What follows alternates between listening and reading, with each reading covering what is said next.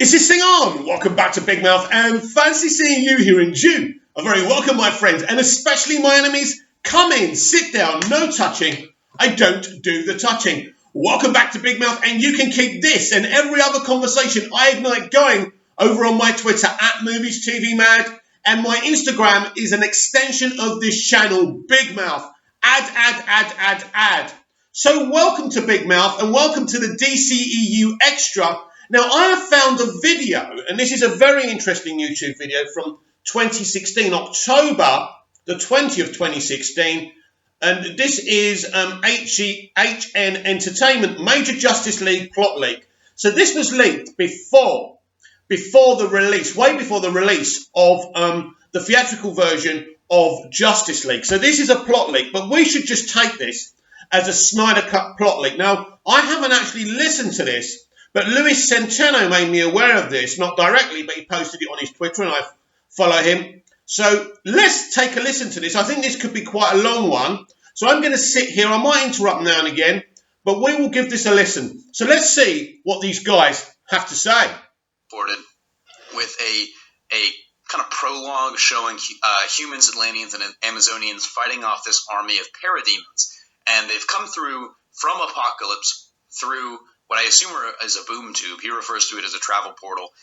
And the big thing about that is that it's the mother boxes that are creating the portals. And so Darkseid is actually basically making his way to Earth. He's about to come through the portal when the armies of Man and Atlantis and Amazonia, Themyscira is the word that I briefly forgot, managed to use the mother boxes to close the portal. And you only see Darkseid's kind of shadow, his silhouette.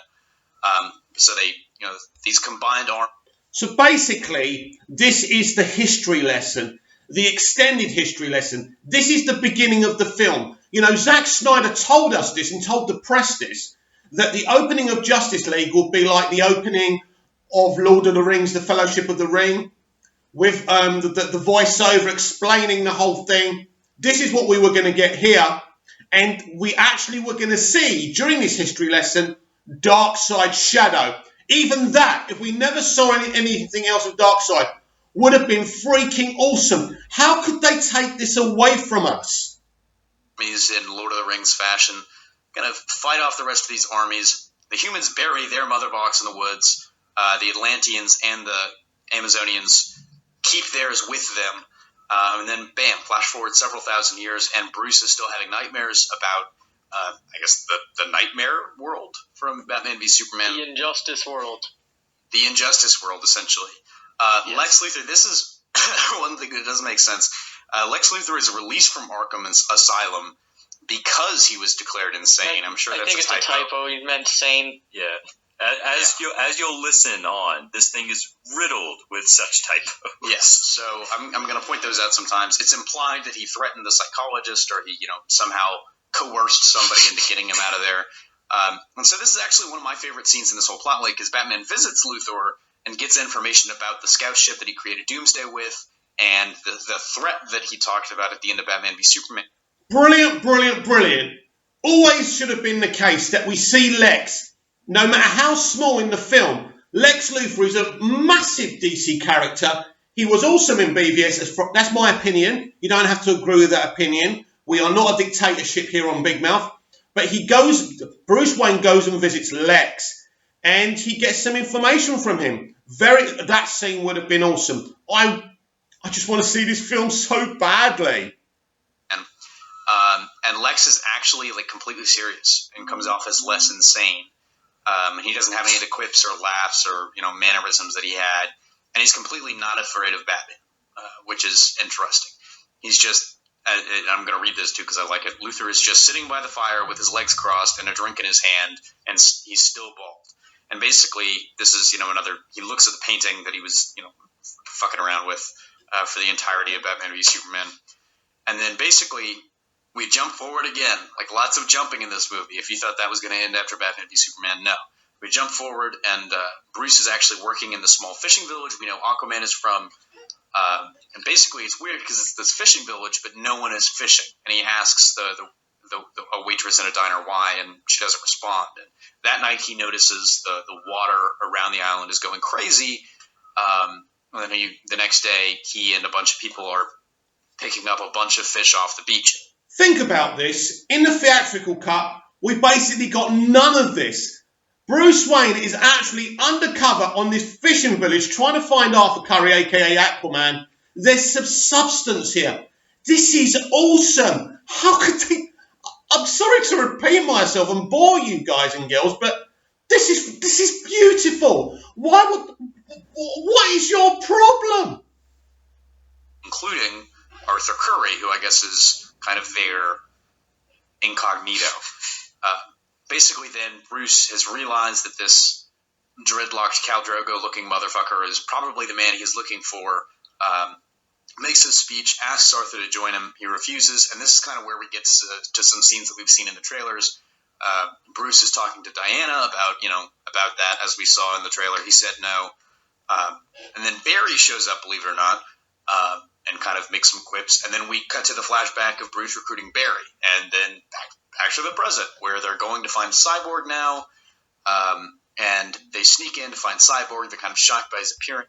Well, this is interesting. So the recruiting of Barry, the recruiting of the Flash, is done for a backflash. So in the present day, they've already met him. Again, very, very interesting. But Zack does like doing this. We saw what Chris Nolan and David Goyer did with Man of Steel, and they like going back and forth. The Smallville stuff with Jonathan and Martha were backflashes, weren't they? So very interesting way. But I think this saves time as well, and you don't drag out that recruitment. Look, I just want to see this film. This is just about, for me, this film sounds amazing. Don't forget, this was done before we even saw the theatrical release. So I think that everything we're hearing here is absolutely true. And it sounds special. And he asks if they're with the government, and Bruce says, and I quote, better. They reveal that they're the Justice League. But Cyborg refuses this. He refuses the offer because, and as this says, Bruce doesn't understand how Victor feels. And so Diana tries to work on him a little bit, and he kind of opens up a little bit, says he didn't ask for this, but still refuses the offer. Barry then asks, he then asks if Cyborg looked like the Terminator, which is ironic, I guess, as this guy notes, because Joe Morton, the guy that played Silas Stone, was Miles Dyson in Terminator. And basically that night things start happening. Parademons kidnap several scientists from Star Labs, including Silas Stone. And this is where we get the scene where the Jim Gordon photo is from, on the roof of the GCPD next to the bat signal. And Flash, Batman, and Wonder Woman all show up. Gordon kind of explains the situation, but these flying things took scientists. And out of nowhere, Cyborg shows up and reveals that his dad, Silas Stone, was taken as well. And Wonder Woman reveals that they're parademons and says there's got to be a nest. There's usually a nest. And that is where we see another scene from the trailer, that abandoned tunnel. We've heard about the fight scene there from the Justice League set visits. And this is where we first see the Flying Fox and Hughes. Flash runs there, but Batman uses this airship, which is undescribed if it's like a helicarrier or something like that, or if it's just a blimp. And you kind of use this time for more, I guess, character building. Batman asks Wonder Woman, how she knew what the creatures were. And Wonder Woman's really old, but, her mother's also older, a lot older. And the Atlanteans, the Themyscirans, have been around for a long time. Let's just say that. Basically, and this is the weirdest. I'm going to take a stop here before we kind of get to one of the weirder parts of the script. What do you guys think about this so far? Kind of the setup for the team coming together. You sound like you have an opinion. The entirety of my opinion is based on just, I don't think this is true at all, but at the heart of it, I mean, just Batman going around recruiting people is what I assumed the movie was. And it does seem like it basically is that. Yeah. I'm taking a little bit of umbrage with the fact that Victor basically his response might just be sort of the Valley Girl, you don't understand me. How about more of, I'm a fucking robot, leave me alone. Like, Batman just the description, it sounded like the Deus Ex response of, I didn't ask for this. Yeah, basically. I didn't ask for this. Talk about a stupid criticism. I mean, I don't care about their opinions. I'm just listening to this. I'm just doing this for you guys and myself to listen to the leaks and see if they make sense. The guy was in a hideous accident. He nearly died. His whole life has changed profoundly. Of course, he's going to say he's not ready for it. But this is the problem with some geeks and nerds, unfortunately, especially ones that get many, many thousands and thousands of K listeners. They have to try and be a little bit negative. Anyway, we don't care about their opinion. Let's just be patient and let's hope they read the rest of this article so we can see what we could potentially see in Zack Snyder's version of Justice League. No, I'm a fucking robot. Leave me alone, you idiot. Leave me alone.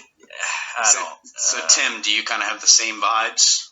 Well, there's nothing here so far is what makes me think that the script isn't true. It's mostly stuff that comes in towards the end of this description that we'll get to, but based on what they've said so far with this, it sounds really flashback heavy for no reason, because Flash is already on the team when you first see him, and then it immediately flashes back to them recruiting him.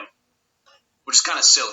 I feel like, they could have just set that up. Maybe it's the first one of the first scenes of the movie. But so, jumping back to this, they, of course, they're on their way to this nest thing. They find the parademon nest in this abandoned tunnel between Metropolis and Gotham, and they're attacked. But Batman summons this thing called the Nightcrawler, which is, I guess, another kind of more tactical Batmobile that, I guess is more all-terrain. I guess you could say it climbs around. And then, but the parademons escape. They escape this attack using a travel portal, a big portal that's open for them. But the League follows them through to, guess where, but Apocalypse, where Steppenwolf is waiting for them with a mother box. And the League tries to fight him first.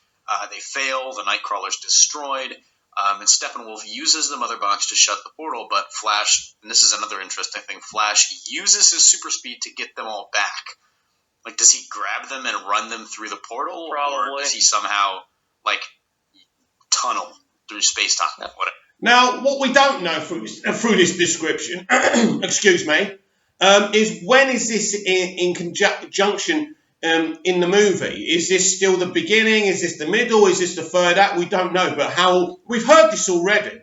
And hasn't Zack pretty much confirmed this, that they do get sucked into Apocalypse where Steppenwolf is?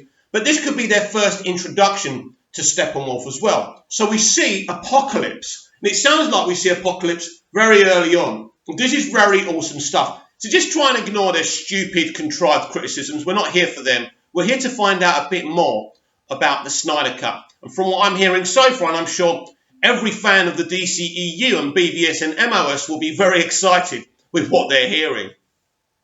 He probably just runs really fast through the portal based on this. That's what I'm thinking. Batman also here, and this comes big later, he manages to get a tracker onto one of the parademons. In this scene where Steppenwolf is basically saying, it's like, I'm sorry I didn't kill them, what should we do? It's revealed that Steppenwolf is Darkseid's brother, actually. And that the mother box that he has was taken from Krypton, and that Steppenwolf must go to Earth to retrieve the last 3 mother boxes, so that Darkseid and his army may take over the world, because, just like Krypton, their planet is doomed, and that's why Apocalypse looks the way it does. Steppenwolf opens another portal with the mother box to Earth, and kind of invades with an army of parademons.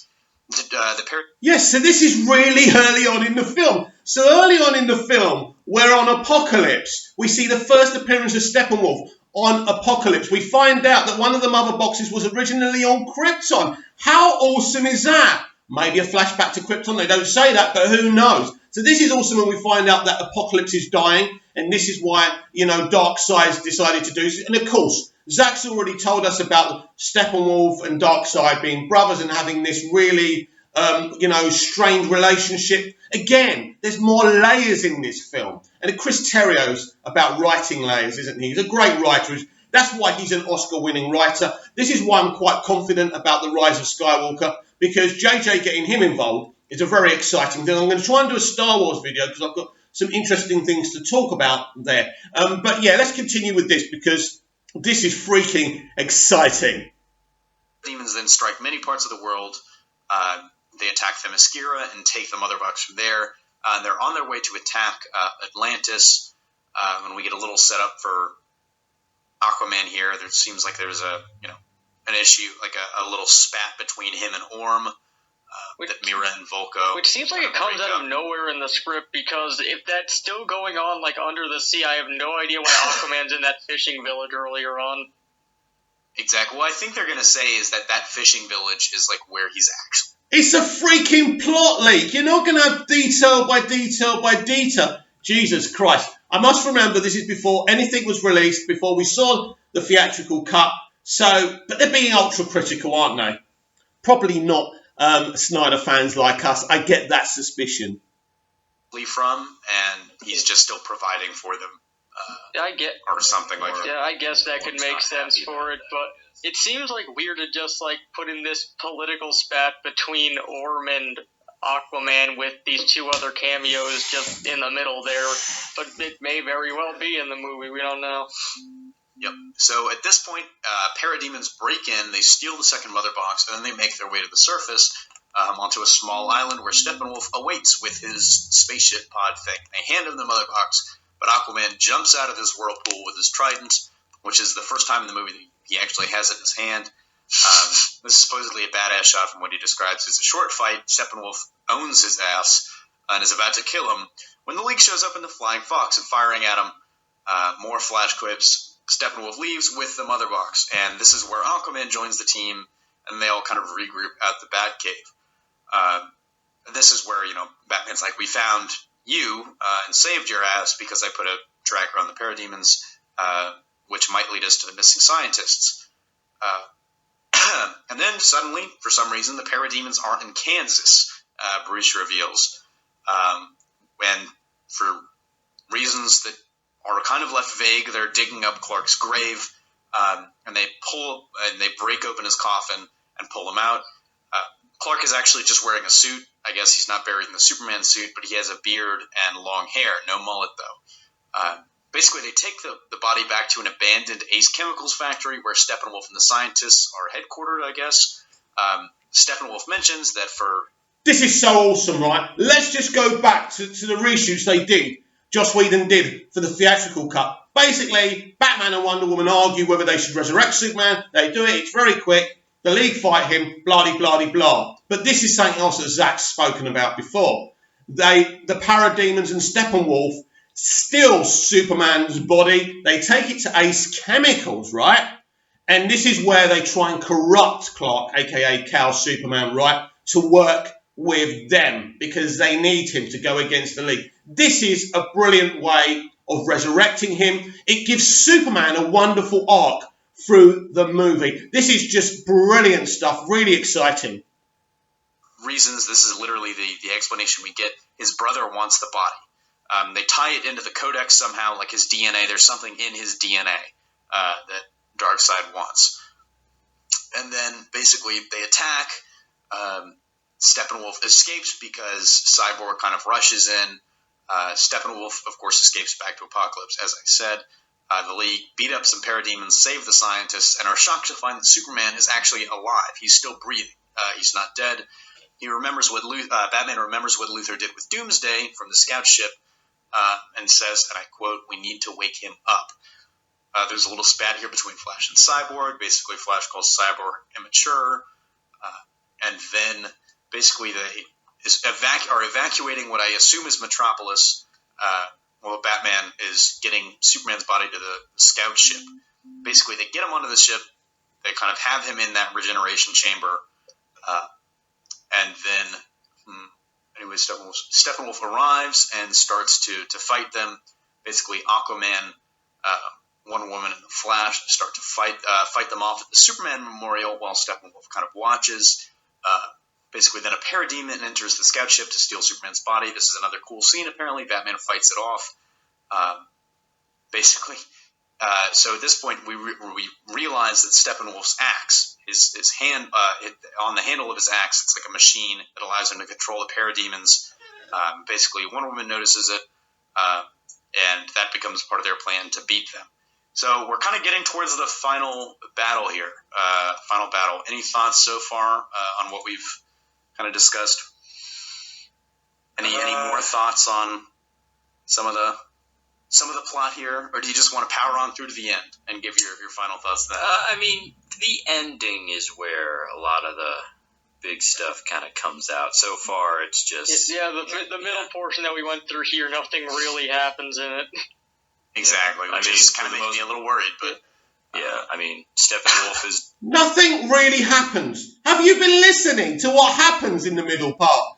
And you're saying nothing really happens. Listen, as I keep on saying, I don't care. It's hard not to react to idiots, isn't it? But anyway, right, it sounds really good, really exciting that they're using the codex. But one thing's for sure, Darkseid is desperate to gain what he needs from Superman. This is a brilliant arc. We missed so many things. They took so many things out. Only people who know nothing about film would have destroyed what Zack wanted to do. And I just hope that this is the Snyder Cut, because we know it went through some changes because Shuji Hara kept on telling Zack to rewrite it. So let's hope these leaks are what we will eventually see, hopefully, potentially, in Zack Snyder's version of Justice League. But this sounds very promising and a much better film than what we saw. Me personally, and I want your comments down below, tell me what you think. But we're going to continue to listen to these eggheads telling us about this plot leak. Darkseid's lackey, I mean, no change there. It doesn't really matter if he's his uncle or his brother, So just wait. Okay, Batman is about to be killed by another parademon when out of nowhere he's saved by Superman, who smiles at him and asks if he needs a hand.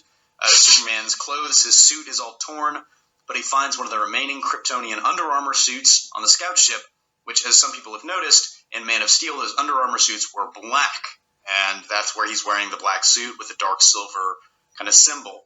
And Superman joins the fight.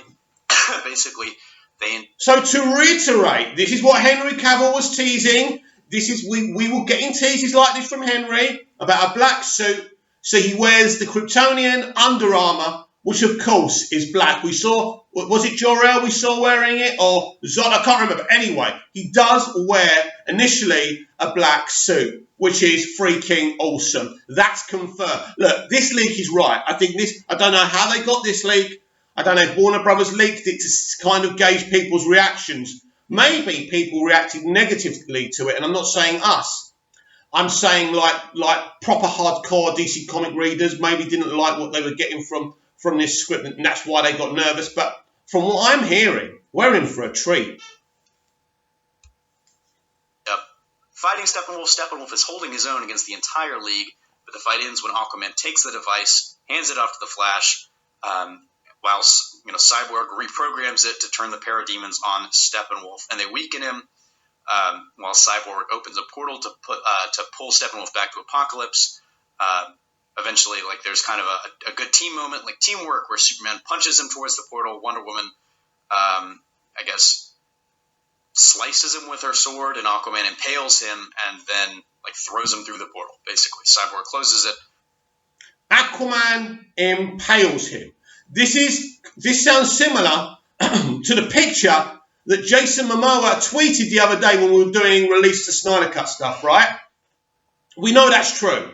So he impales him, but Zack said you need a super push, basically, to bring him back to Diana. So maybe they've got that wrong, because obviously Zack knows they don't in this plot leak. But very, very interesting stuff. So knowing that Aquaman impales him in this plot leak definitely means this plot leak is more true than false.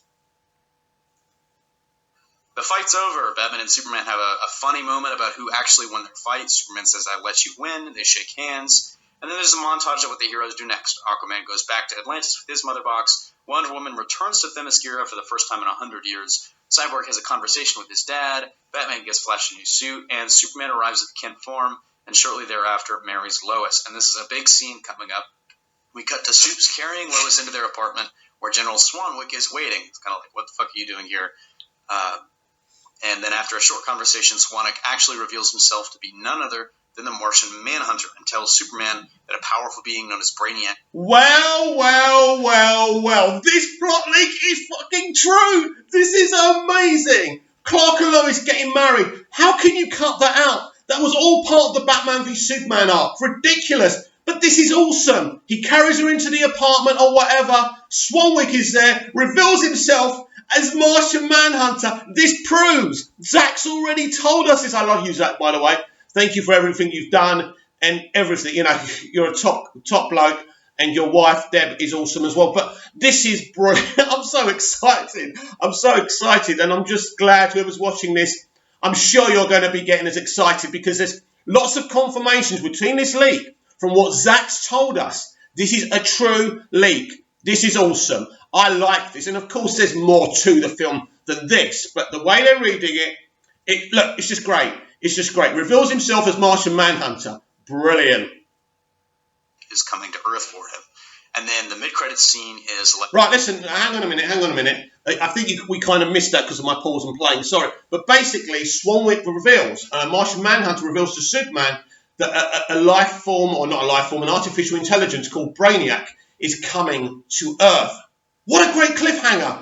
Wow. Which means Zach was planning for Brainiac in Man of Steel 2. Wow. I'm going to have to do a separate video about that, aren't I?